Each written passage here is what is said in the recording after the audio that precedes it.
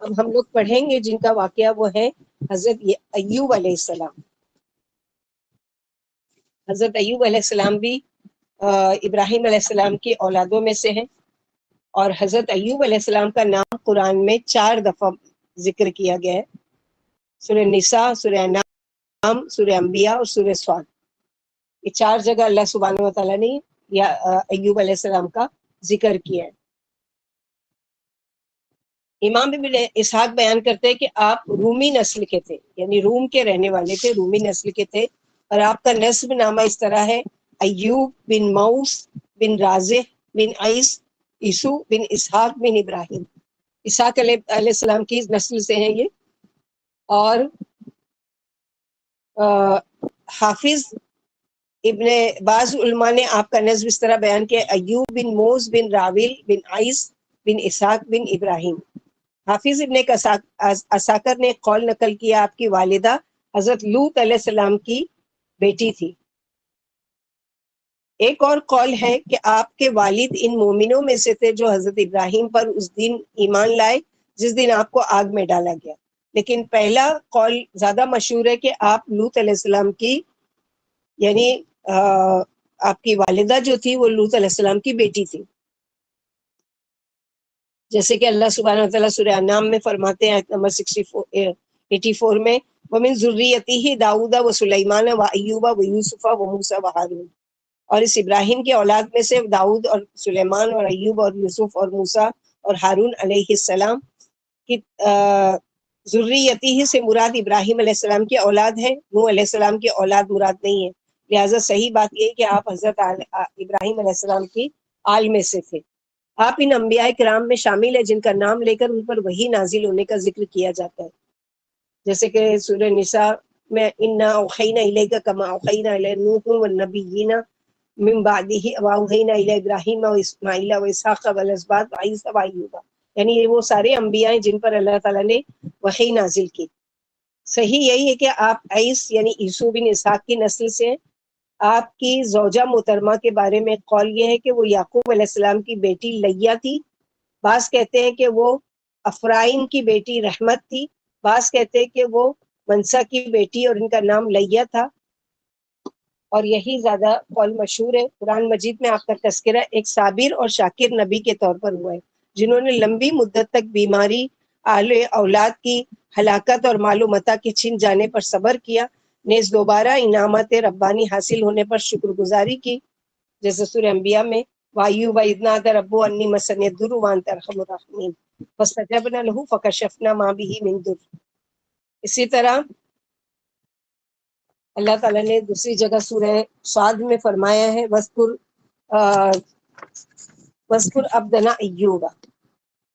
علماء تفسیر اور مورخین بیان کرتے کہ ایوب علیہ السلام ایک صاحب ثروت انسان تھے، یعنی کوئی غریب نہیں تھے بلکہ بہت مالدار تھے، بہت مال تھا ان کے پاس.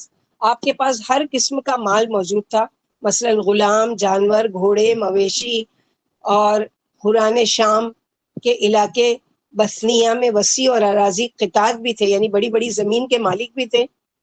اور اس کے علاوہ آپ کی بیویاں اور بہت سارے بچے بھی تھے، بہت ساری بیویاں تھیں اور بہت سارے بچے بھی تھے. آپ سے یہ سب کچھ چھین گیا اور آپ کو سخت آزمائشوں سے دوچار کر دیا گیا. آپ نے اس پر بھی اللہ کی رضا کے لیے صبر کیا اور دن رات صبح شام اللہ کا ذکر کرتے رہے. یہ نہیں کہ اب مصیبت آئی ہے، اچھے دن تھے تو میں اللہ کا کے لیے نماز بھی پڑھتا تھا، شکر بھی ادا کرتا تھا، مال بھی خرچ کرتا تھا، صدقہ بھی کرتا تھا، اب مصیبت آئی ہے تو میں یہ سب نہیں کروں، نہیں، بلکہ اور زیادہ شکر ادا کرتے تھے. آزمائش کی مدت طویل ہوتی گئی، حتیٰ کہ دوست یار ساتھ چھوڑ گئے اور آپ سے دور دور رہنے لگے، آپ سے ملنا جلنا چھوڑ دیا. اس وقت آپ کی خدمت کرنے کے لیے صرف آپ کی بیوی باقی رہ گئی. انہوں نے آپ کے گزشتہ احسانات اور شفقت کو فراموش نہیں کیا، چنانچہ وہ آپ کی خدمت میں حاضر ہوا کرتی تھی، آپ کی ضروریات پوری فرماتی، حتیٰ کہ قضاء حاجت میں بھی مدد دیتی. آہستہ آہستہ ان کا مال ختم ہو گیا، وہ آپ کی غذا اور دوا کا بندوبست کرنے کے لیے اجرت پر دوسروں کے کام کریں، یعنی اب مال سارے ختم ہو گئے، مویشی سب ہلاک ہو گئے، بیوی بچے جتنے سے سب چھوڑ کر چلے گئے، اب یہ بالکل اکیلی اور بیوی اور یہ رہ گئے، مال بھی ختم ہو گیا.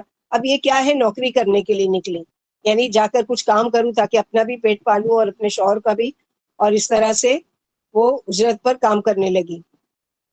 انہوں نے مال اور اولاد سے محرومی پر بھی صبر کیا اور خاوند پر آنے والی مصیبت کو بڑے صبر سے برداشت کیا۔ کبھی وہ طرح طرح کی نعمتوں سے مالا مال تھی، یعنی ایک رانی بن کر رہنے والی، ایک اعلیٰ ترین خاندان کی یعنی مالدار شخص کی بیوی، اور حال اب یہ ہو گیا کہ دوسروں کے گھروں میں جا کر کام کر کے اجرت پر پیسہ لانا پڑ رہا ہے، اور ان کا بے حد احترام کیا جاتا تھا۔ پھر تنگ دستی آئی اور انہیں لوگوں کی خدمت کرنا پڑی، اس کے باوجود وہ ثابت قدم رہی، یعنی یہ مصیبت میں سارے لوگ چھوڑ کر چلے گئے لیکن یہ بیوی تھی جو نہیں چھوڑ کر گئی۔ نبی کریم صلی اللہ علیہ وسلم کا ارشاد ہے، سب سے سخت آزمائش انبیاء کرام پر آتی ہے، پھر زیادہ نیک لوگوں پر، پھر جو ان سے کم درجے کے ہوتے ہیں۔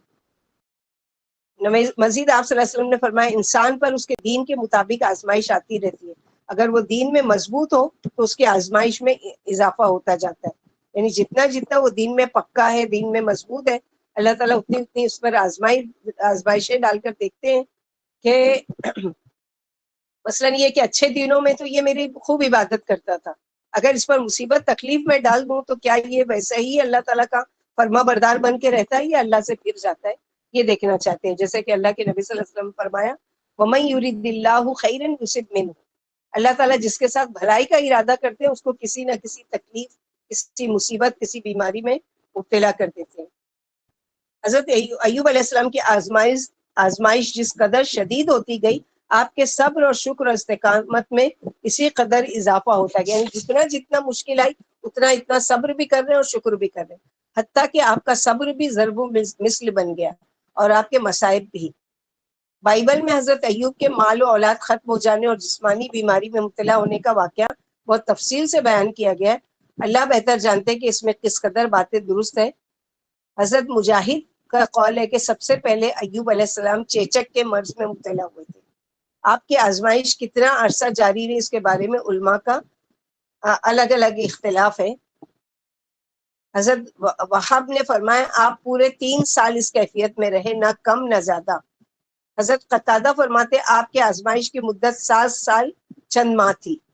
حضرت حمیت فرماتے ہیں آپ 18 سال بیمار رہے۔ سدئی رحمت اللہ علیہ کہتے ہیں آپ کے جسم سے گوشت جھڑ گیا تھا، یعنی ایسی بیماری تھی کہ جسم سے گوشت جھڑ جاتا تھا، صرف ہڈیاں اور پٹھے باقی رہ گئے تھے۔ آپ کی زوجہ محترمہ راکھ لا کر آپ کے نیچے ڈال دیتی تھی۔ جب ایک طویل عرصہ اسی حال میں گزر گیا تو انہوں نے عرض کیا، اپنے رب سے دعا کیجیے کہ وہ آپ کی مصیبت دور کر دے، یعنی وہ ظاہر ہے کہ ایک مٹی سخت ہو اور اس پر ہڈی کا ڈھانچہ ہو، اگر وہ تو ہڈی اور گڑے گی نا، تو بیوی کیا کرتی تھی، راکھ لا کر ڈال دیتی تاکہ نرم ہو جائے وہ جگہ اور آپ آرام سے اس پر لیٹ سکیں۔ تو ایک مرتبہ وہ کہتی ہیں کہ آپ پر اتنی تکلیف، پریشانی، مصیبت آئی، اللہ سے دعا کیوں نہیں کرتے کہ آپ کی یہ مصیبت اللہ دور کر دے؟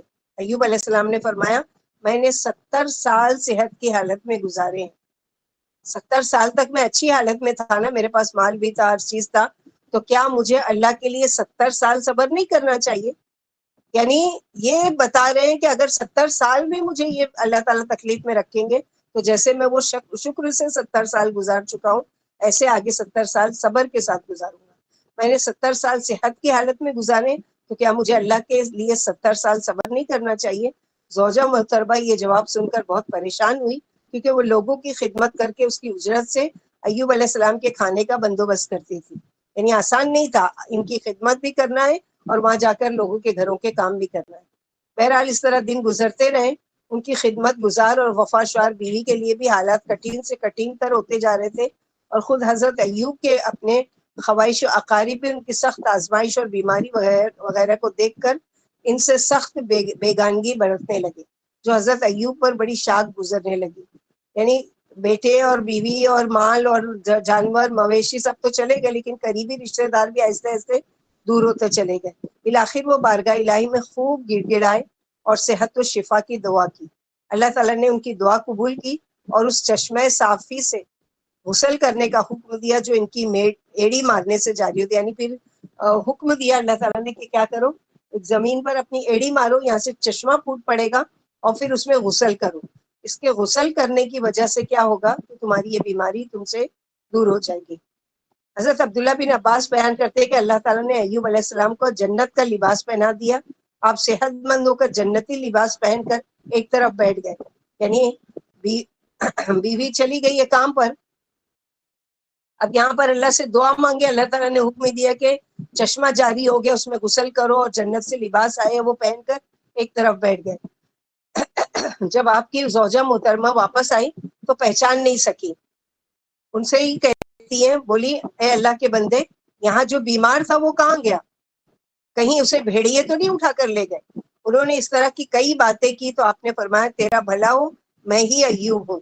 انہوں نے کہا مجھ سے کیوں مذاق کرتے ہیں؟ آپ نے فرمایا تیرا بھلا ہو، میں ہی ایوب ہوں، اللہ نے مجھے میرا صحیح جسم دوبارہ دے دیا ہے۔ یعنی اللہ تعالیٰ کا کرم ہے کہ اللہ تعالیٰ نے مجھے شفا دے دی ہے اور میں ہی ایوب ہوں۔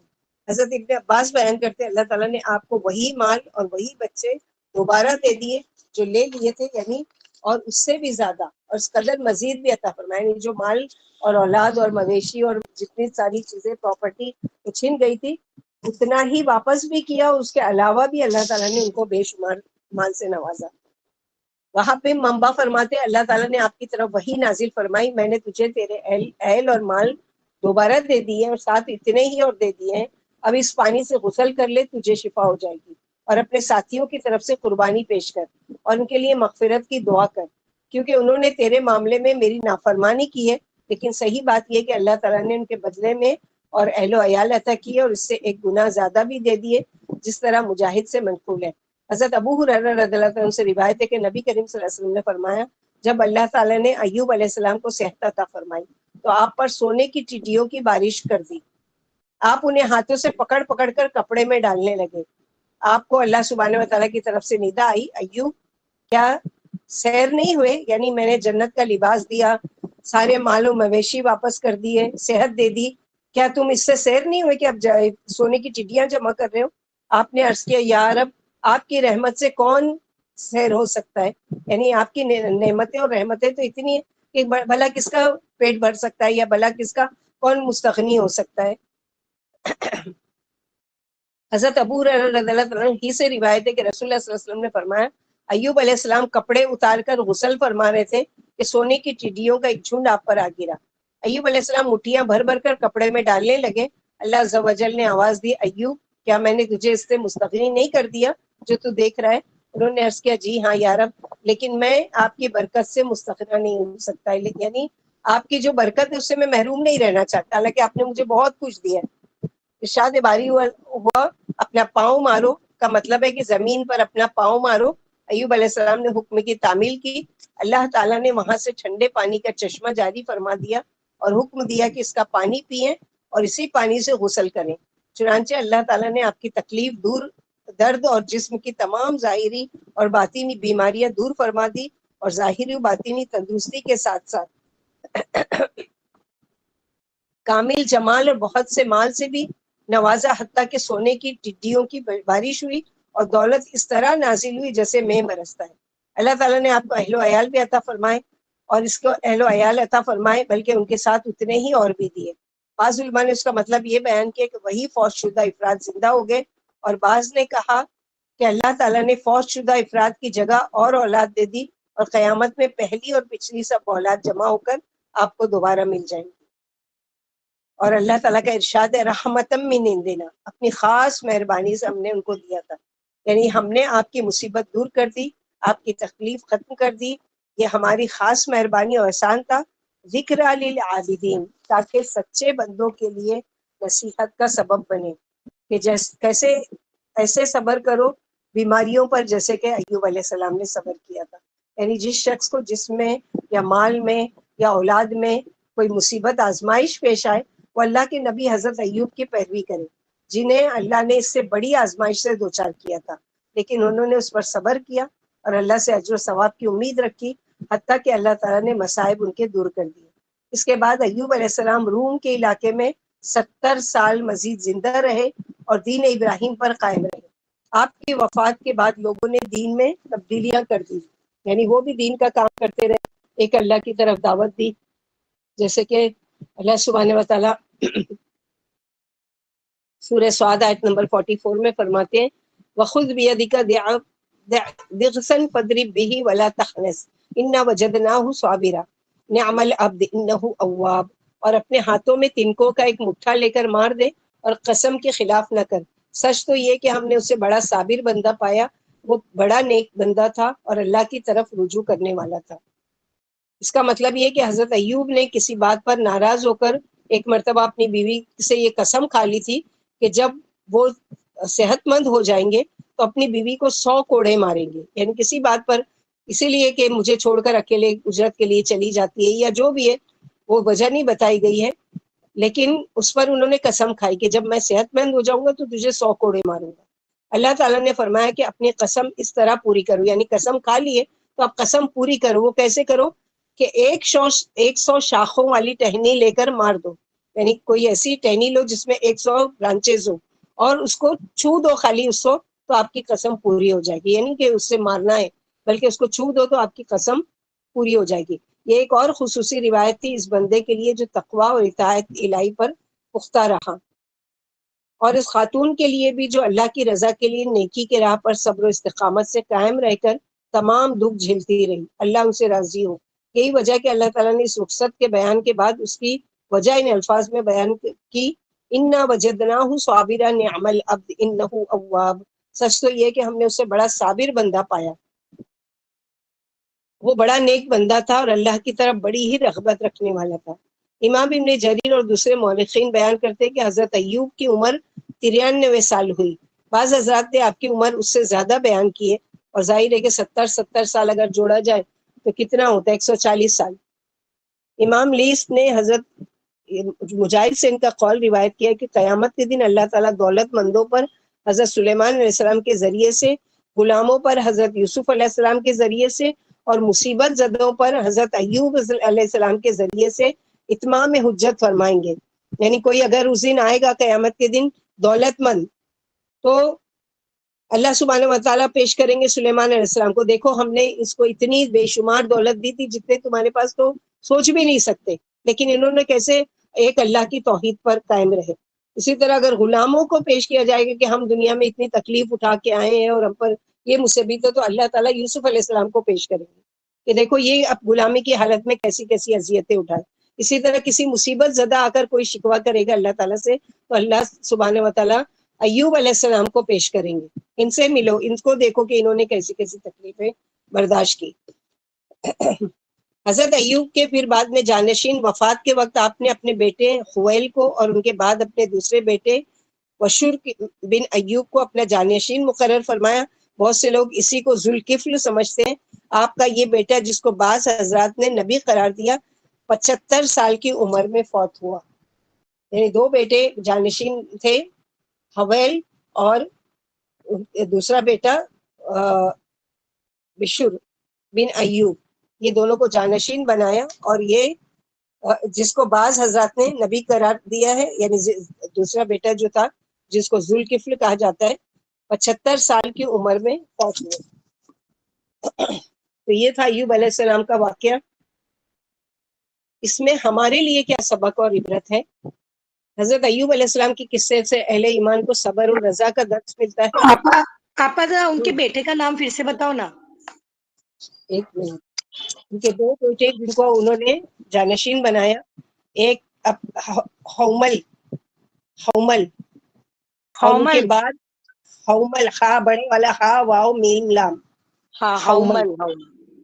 ہاں، اور ان کے بعد یعنی اس بیٹے کے بعد اپنے دوسرے بیٹے بشر، جیسے بشر لکھتے ہیں نا ویسے بشر بن ایوب، بشر بن ایوب، ان کو جانشین بنایا، جن کو کہا جاتا ہے کہ وہ مشہور اللہ۔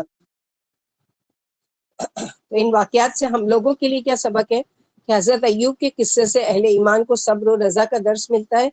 ابتلاء و شدائد پر جزا و فضا کرنے کی بجائے اللہ تعالیٰ کی طرف رجوع کرنے اور اس سے شفا مانگنے کا سبق ملتا ہے، جیسے کہ اللہ تعالیٰ نے حضرت ایوب کے صبر و رضا کی تعریف کی ہے کہ انا وجدناہ صابرا نعم العبد انہ اواب۔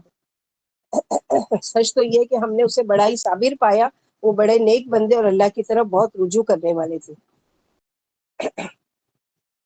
حضرت ایوب علیہ السلام کو اللہ تعالیٰ نے ہر قسم کے اموال، مویشی، چوپائے، غلام اور وسیع اور اس زمین کے علاوہ کثیر اولاد سے نوازا تھا، یعنی کوئی زندگی کی چیزیں میں کمی نہیں تھی، اولاد بھی بے شمار تھی، بیویاں بھی زیادہ تھی اور زمین کے بڑے بڑے زمین کے مالک بھی تھے، سب کچھ تھا. پھر اللہ تعالیٰ نے کی طرف سے آزمائش آ گئی اور یہ سارا مال و اسباب ختم ہو گیا، صرف ایک غم گسار بیوی باقی بچی.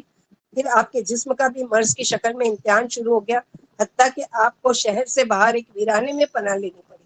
یعنی لوگ جیسے ہوتا ہے نا بیماری پھیل جائے گی اس گھر سے، آپ اس شہر سے نکل جاؤ، تو کہیں ویرانے میں جا کر ان کو ڈال دیا گیا. یہ دور ابتلا کا 18 سالوں پر محیط تھا. یعنی صحیح روایت کیا ہے کہ 18 سال تک اس تکلیف میں مبتلا رہے. مگر اس عرصے میں آپ نے کبھی شکوہ شکایت کو زبان پر نہیں آنے دیا، بلکہ صبر و شکر کے پیکر بن کر اپنے رب کی طرف التجا دعا کرتے. بالآخر آپ کی آزمائش ختم ہوئی اور اللہ تعالیٰ نے آپ کے صبر و شکر پر پہلے سے بھی زیادہ مال و اولاد عطا فرمایا، کیونکہ اللہ تعالیٰ کا وعدہ ہے نا، لئن شکرتم لازیدنکم، تم اگر شکر کرو گے میں تم کو اور زیادہ دوں گا. تو ان کے تکلیف پر بھی شکر کرنے پر اللہ تعالیٰ نے کیا کیا، نہ صرف اتنا بلکہ اس سے کئی گنا زیادہ مال بڑا چڑھا کر دیا ہے. جیسے کہ سورہ انبیاء آیت نمبر 83 84 میں اللہ تعالیٰ نے فرمایا کہ ایوب کی اس حالت کو یاد کرو جب کہ اس نے اپنے رب کو پکارا کہ مجھے یہ بیماری لگ گئی ہے. یعنی ان کی خاص دعا کیا تھی، جیسے یونس علیہ السلام کی لا الہ الا انت سبحانک انی کنت من الظالمین، ان کی دعا کیا ہے، انی مسنی الضر وانت ارحم الراحمین. اور ہم کو بھی چاہیے اپنی بیماریوں میں یہ دعا کثرت سے پڑھیں. جس طرح اللہ تعالیٰ نے ایوب علیہ السلام کو دعا مانگنے کے ذریعے شفا دی، اسی طرح جو بھی بیمار ہے اگر وہ اپنی بیماری میں کثرت سے یہ دعا پڑھتے ہیں انی مسنی الضر وانت ارحم الراحمین، تو اللہ تعالیٰ ضرور کو بھی شفا دیتے ہیں. اس سے معلوم ہوا کہ مشکل کشا، غوث اعظم، گنج بخش اور دستگیر صرف اللہ تعالیٰ کی ذات ہے. مشکلات اور مصائب میں صرف اسے ہی پکارنا چاہیے. نیز امتحان و آزمائش میں صبر و رضا کا مظاہرہ کرنا چاہیے. صبر و شکر کرنے والوں کو رب العالمین اپنی خصوصی عنایت سے نوازتے ہیں. رسول مقبول صبر و شکر کی فضیلت بیان کرتے ہوئے فرماتے ہیں کہ مومن کو جو بھی جسمانی دکھ، تکلیف، درد، حزن، بیماری یا غم پہنچتا ہے، حتیٰ کہ اسے چبھنے والے کانٹے سے بھی اللہ تعالیٰ اس کی خطائیں معاف فرما دیتے ہیں. تو کبھی بھی برتن دھوتے ہوئے کانچ چبھ گئی ہے، چلتے ہوئے کوئی کانٹا پیر میں لگ گیا ہے، یا کوئی اور چیز کٹ لگ گیا ہے چھری سے، یا وہ تو سی سا سو کرنے کی بجائے کیا کہنا چاہیے، بسم اللہ. اس پر بھی اجر ہے، اور یہ بھی کہنا چاہیے اچھا یہ تکلیف پر بھی مجھے اجر ملے گا، کیونکہ اللہ کے نبی صلی اللہ علیہ وسلم نے وعدہ کیا ہے کہ مومن کو کانٹا بھی چبھے اور اس پر وہ صبر کرے تو اس پر تو ٹھیک ہے، میں اس اجر کے لیے میں صبر کروں گا. تو وہ چیز کیا ہے، انسان کے اندر ایک وہ ڈال دیتی ہے، پھر وہ یہ نہیں کرتا ہے کہ ہر ایک میرا آج چھری سے ہاتھ کٹ گیا، میں آج یہ کام نہیں کر سکتی، میرا یہ نہیں ہو سکتا. شکوا شکوا شکوا، اس کی وجہ کیا، شکر.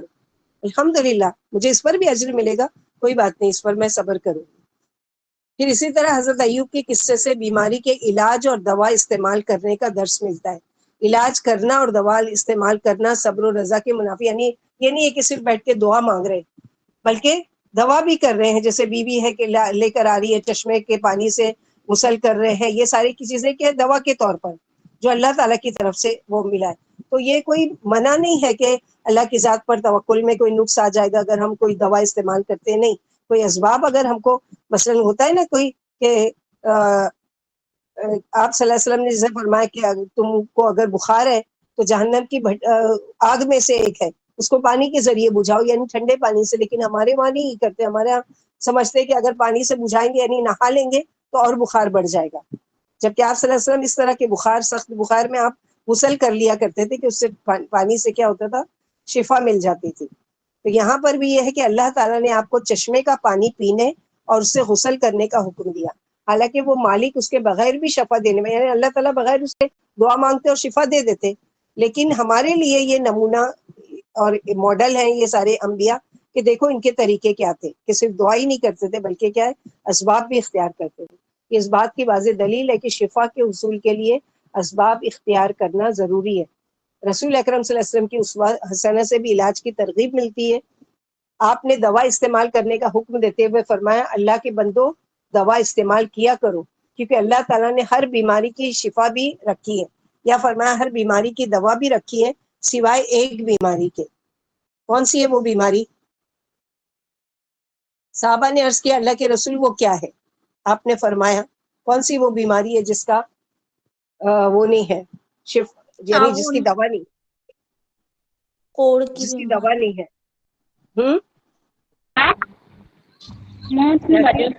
موت موت نہیں ہے، بڑھاپا. آپ صلی اللہ علیہ وسلم نے فرمایا بڑھاپا، موت تو وہ ایک فیصلہ کرنے والی چیز ہے نا، اگر وہ موت آ جائے گی تو وہ کسی دوا سے کیسے دور ہوئے گی؟ موت نہیں، بڑھاپا.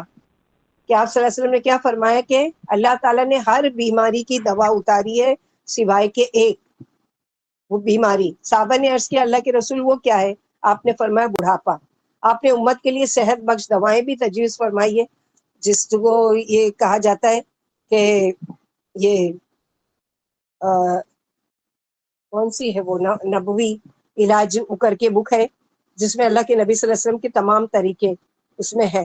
اس کے علاوہ نبی کریم صلی اللہ علیہ وسلم شہد کو بے حد پسند کرتے تھے اور بیماریوں کے علاج کے لیے اسے تجویز بھی فرماتے تھے، کیونکہ اللہ تعالیٰ کا ارشاد ہے فیہ شفاء للناس، شہد میں لوگوں کے لیے شفا ہے.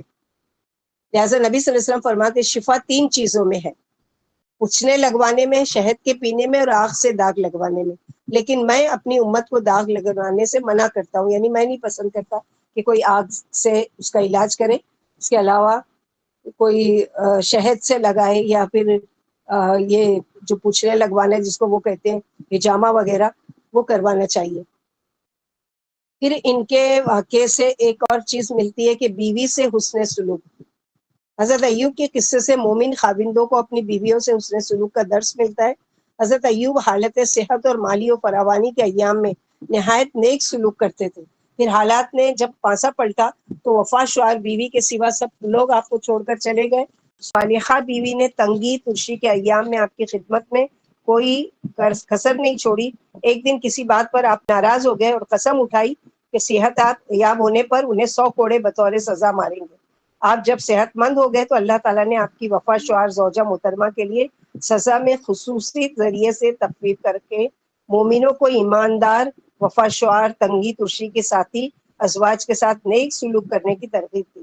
رسول اکرم صلی اللہ علیہ وسلم مومنوں کو بیویوں سے حسن سلوک کی ترغیب دیا کرتے تھے. تم میں سے بہترین شخص وہ ہے جو اپنے گھر والوں کے لیے بہترین ہے، اور میں تم میں سے اپنے گھر والوں کے لیے بہترین ہوں. کیا ہے وہ حدیث؟ کون سی خیارکم حدیث یہاں کوٹ خیارکم کری؟ نساء خیارکم خیارکم لی خیارکم نساء، لنساء.